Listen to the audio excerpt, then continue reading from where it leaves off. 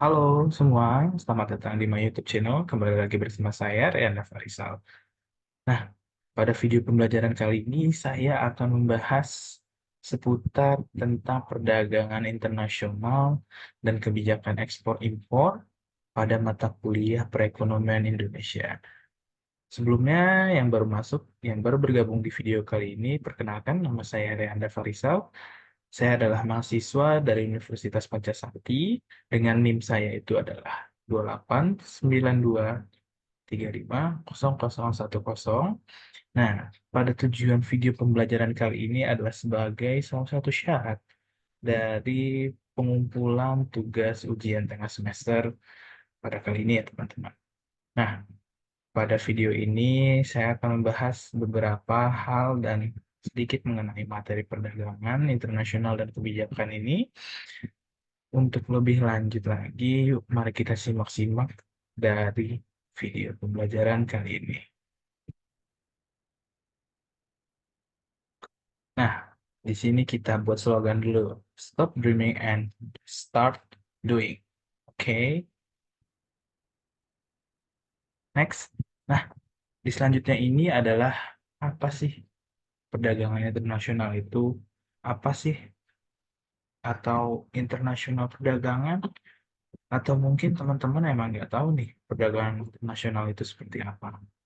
Nah, dari sini saya akan membahas sedikit tentang apa sih perdagangan internasional. Nah, di slide berikutnya ini adalah perdagangan internasional adalah proses tukar menukar barang atau jasa yang terjadi antara satu negara dengan negara lainnya. Nah, dalam perdagangan internasional ini, dua negara atau lebih berpartisipasi dalam kegiatan jual beli untuk memperoleh keuntungan atau profit. Nah, tadi teman-teman mungkin yang baru mengetahui tentang apa itu perdagangan internasional, yaitu adalah proses tukar penukaran barang. Nah, mungkin yang dimaksud proses tukar menukar barang ini kayak barter gitu ya. Tapi enggak teman-teman. Di sini adalah proses jual beli ya teman-teman, lebih tepatnya ke proses jual beli antara satu negara dengan negara lainnya. Oke, untuk selanjutnya, nah di sini kalian harus mengetahui nih manfaat perdagangan internasional itu ada apa saja. Nah, di sini saya membagi jadi 5 poin yang saya tangkap. Itu yang pertama, satu, memperluas pasar dan menambah keuntungan.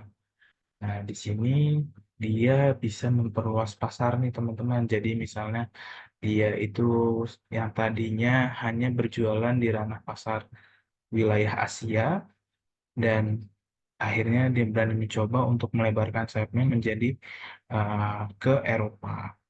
Lalu yang kedua itu adalah transfer teknologi modern. Nah, yang dimaksud dari transfer teknologi modern ini adalah uh, penerapin.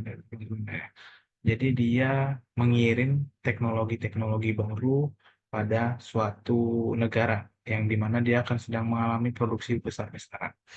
Lalu yang ketiga itu ada memperoleh keuntungan dari spesialisasi. Nah, memperoleh keuntungan ini maksudnya adalah ketika kita mempunyai bidang khusus yang kita kuasai, nah di situ kita bisa menjadikan itu sebagai suatu keuntungan di mana itu bisa dimanfaatkan. Oke, teman-teman. Lalu yang keempat itu adalah menjalin persahabatan antar negara. Ya, contohnya mungkin yang kita sudah kenal adalah hubungan diplomatik antar negara. Ya, itu bisa menjadi salah satu hubungan persahabatan antar negara. Lalu yang kelima adalah memperoleh barang yang tidak dapat diproduksi di negara sendiri. Ya, contohnya mungkin kita bisa ambil dari pesawat. Nah, di kita memang bisa memproduksi pesawat, tapi ada beberapa pesawat yang nggak bisa kita produksi ya teman-teman ya. Jadi yang alangkah baiknya mungkin dari kebijakan pemerintah membeli beberapa pesawat dari luar negeri. Oke, di slide selanjutnya itu ada tujuan perdagangan internasional. Nah, apa aja sih tujuan dari perdagangan internasional itu sendiri teman-teman ya? Yang pertama itu adalah meningkatkan devisa negara. Nah, di sini adalah meningkatkan devisa negara dengan ya dengan adanya kita proses jual beli barang itu bisa meningkatkan. Lalu yang kedua adalah pertumbuhan ekonomi. Nah, yang ketiga bisa mempengaruhi stabilitas harga barang ekspor. Yang keempat adalah memperluas pasar. Kelima itu adalah eksistensi tenaga kerja. Yang keenam itu adalah memenuhi kebutuhan di negara lain. Lalu ketujuh adalah memperoleh keuntungan internal serta eksternal. Lalu yang kedelapan itu adalah transfer teknologi modern. Oke, mungkin itu tujuan perdagangan internasional. Lalu di slide berikutnya, apa aja sih faktor yang bisa mempengaruhi perdagangan internasional? Nah, di sini ada beberapa faktor yang sudah saya rangkum ya teman-teman ya. Yang pertama itu ada perbedaan sumber daya. Nah, di sini adalah setiap negara memiliki jenis sumber daya alam yang berbeda. Perbedaan ini juga mencakup kekayaan mineral, tanah, air, dan energi lainnya. Serta negara-negara yang kelebihan sumber daya tertentu dapat menukarkan barang atau jasa dengan negara lain yang memiliki kekurangan sumber daya tadi.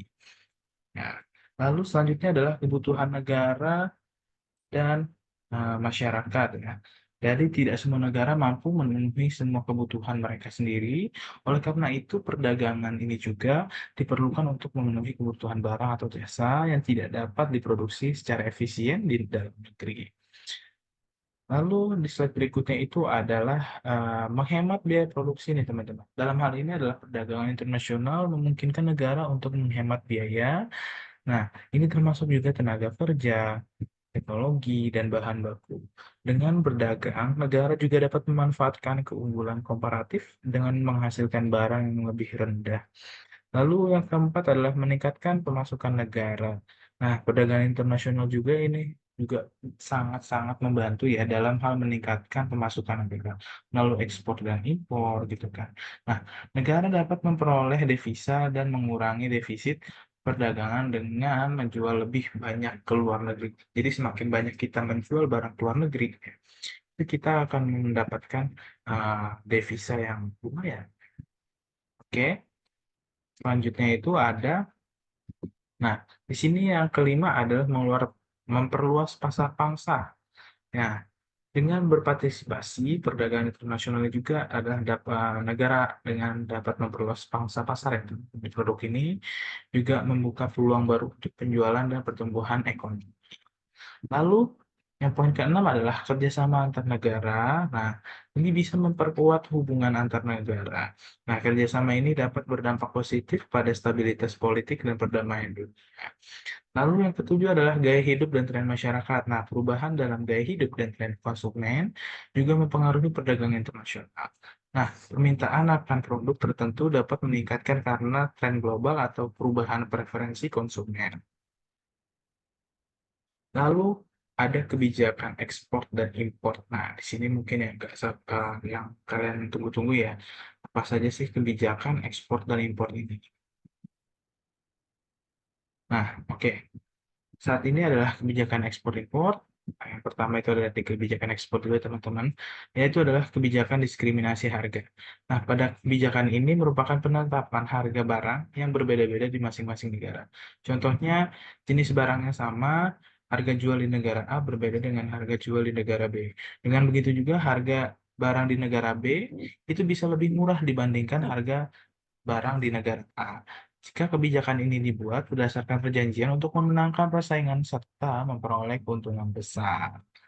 Nah, berikutnya itu adalah kebijakan premi. Nah, di sini kebijakan premi adalah diambil oleh pemerintah, ya diambil oleh pemerintah memajukan ekspor dengan cara memberikan premi kepada badan usaha atau industri yang melakukan ekspor. Nah, pemberian premi ada banyak ya bentuknya. Pertama itu mungkin salah satunya adalah bantuan biaya produksi, memberi pajak dan fasilitas. Lalu adalah kebijakan dumping itu. Dalam hal ini kebijakan dumping itu adalah uh, penetapan harga barang, ya, penetapan harga barang yang diekspor lebih murah harga dibandingkan harga di dalam negeri ya teman-teman ya. Lalu kebijakan dumping ini juga dilakukan apabila kondisi pasar ini di dalam negeri berada dalam kendali pemerintah. Jadi berdasarkan dari kendali pemerintah ya teman-teman. Kadang ada beberapa pasar ya pemerintah juga nggak ikut andil. Nah, lalu namun saat ini kebijakan dumping juga dilarang karena bisa mematikan persaingan penjualan. Nah, jadi mungkin ada beberapa mungkin ya kebijakan yang ya masih digunakan lah oleh beberapa negara. Lalu slide berikutnya itu ada kebijakan politik dagang bebas. Nah, pada kebijakan ini juga politik dagang bebas merupakan kondisi pemerintah yang diberikan kebebasan dalam aktivitas ekspor impor. Nah, kebebasan perdagangan ini juga membawa beragam keuntungan seperti mutu barang lebih tinggi dengan harga lebih murah. Nah, lalu kebijakan berikutnya adalah larangan ekspor. Nah, dalam hal ini, kebijakan larangan ekspor adalah kebijakan suatu negara untuk melarang ekspor barang-barang tertentu ke luar negeri. Contohnya, yaitu ya, seperti apa namanya, dia itu ada hewan satwa liar yang itu termasuk kategori hewan dilindungi. Itu dia melakukan ekspor secara ilegal, itu, tanpa adanya persetujuan. Nah, lalu sekarang kita masuk di kebijakan impor. Nah, pada kebijakan impor ini, yang pertama itu adalah proteksionis terhadap barang-barang produksi dalam negeri dan ancaman banjirnya barang-barang jenis yang diimpor dari luar negeri. Nah, contohnya dengan menarik atau mengenakan pungutan bea masuk pada setiap barang impor yang masuk untuk selanjutnya dikonsumsi habis di dalam negeri. Nah, lalu berikutnya itu adalah kebijakan kuota. Nah, kebijakan kuota ini merupakan pembatasan jumlah barang yang diimpor dalam periode tertentu. Kuota ini juga memprediksikan sebelum hingga dan tidak mengganggu industri di luar negeri. Nah, dengan begitu, jumlah barang di dalam negeri ini bisa dicegah agar tidak melebihi batas. Lalu, kebijakan tarif. Nah, dalam hal ini adalah pemberian tarif tinggi untuk impor barang-barang tertentu. Nah, kebijakan ini juga bisa diharapkan membantu barang produksi di dalam negeri kita ini bisa meningkat dengan daya saing pasar, sehingga konsumen tidak membeli barang impor saja, tetapi juga di produk dalam negeri ya juga sama. Lalu, di slide berikutnya itu ada, nah, di kebijakan subsidi. Nah, kebijakan subsidi ini juga pemberian subsidi dari pemerintah ya teman-teman untuk barang produksi lokal yang bisa bersaing dengan barang impor. Lalu di berikutnya adalah kebijakan larangan impor. Nah, dalam larangan ini juga diberlakukan apabila suatu negara harus menghemat devisanya. Selain itu juga barang-barang yang dianggap berbahaya akan dikenakan larangan impor agar tidak beredar di dalam negeri. Nah, di sini adalah instrumen ekspor dan impor. Yang pertama itu adalah devisa hasil ekspor dan devisa pembayaran impor. Nah, BI, Bank Indonesia menetapkan instrumen penempatan ini dan pemanfaatan atas penempatan DHE dan SDA tersebut. Nah, ini berasal dari kegiatan pengusaha atau pengelola ya, pengelola sumber daya alam. Nah, aturan ini juga berlaku mulai 1 Agustus di tahun 2023. Lalu adalah surat jaminan pembayaran importir atau letter of credit. Ya, di sini juga ada merupakan surat kontrak penjualan yang diterbitkan oleh bank yang menjamin pembayaran dari importir kepada eksportir. Nah, LC ini juga memastikan pembayaran dilakukan setelah barang terkirim. Lalu ada Incoterm. Nah, ini adalah syarat penyerahan barang yang mengatur tanggung jawab dan risiko antara eksportir dan importir. Contohnya penyerahan ini adalah Ex-Work, FCA, dan lain-lain. Lalu di slide berikutnya ini adalah dampak ya. Dampak dan kebijakan ekspor dan impor terhadap perekonomian. Nah, dampaknya itu yang pertama adalah konsumsi dan persediaan barang. Nah, impor juga memungkinkan konsumen untuk memiliki akses lebih banyak terhadap berbagai macam barang dan jasa yang mungkin tidak tersedia atau sulit ditemukan di dalam negeri. Ini juga dapat meningkatkan pilihan konsumsi dan memungkinkan konsumen untuk mendapatkan barang dengan harga yang lebih kompetitif. Selain itu juga impor juga mempengaruhi persediaan barang di pasar domestik yang dapat mempengaruhi stabilitas harga. Lalu yang kedua adalah terhadap industri lokal ya. Nah, terhadap industri lokal ini juga dapat memiliki dampak yang beragam terhadap industri lokal. Di satu sisi, impor barang, produk terdapat ya menghadirkan persaingan yang sehat dan mendorong inovasi di dalam. Namun di sisi lainnya juga barang-barang produk yang bersaing langsung dengan produksi dalam negeri bisa mengancam kelangsungan industri lokal dan menimbulkan masalah terkait kehilangan lapangan kerja. Lalu berikutnya itu ada neraca perdagangan. Nah, dalam hal ini adalah juga mempengaruhi ya neraca perdagangan suatu negara jika nilai impornya itu lebih besar daripada nilai ekspor. Nah, negara akan mengalami defisit perdagangan pada nilai tukar mata uang, cadangan devisa, dan stabilitas ekonomi secara keseluruhan. Namun, impor juga dapat membantu memenuhi kebutuhan yang tidak dapat diproduksi secara efisien. Lalu, kesimpulannya yaitu adalah bahwa perdagangan internasional ini serta kebijakan ekspor dan impor memainkan peran yang sangat penting dalam pertumbuhan ekonomi suatu negara. Nah, dengan mengatur kebijakan yang tepat, negara dapat meningkatkan daya saingnya di pasar global. Lalu juga mendorong pertumbuhan industri domestik dan menciptakan peluang kerja bagi masyarakat. Oleh karena itu, implementasi kebijakan yang bijaksana dan strategis dalam perdagangan internasional juga menjadi kunci untuk mencapai kemakmuran ekonomi jangka panjang. Oke, karena sudah habis juga waktunya, videonya juga sudah habis, presentasinya juga sudah habis.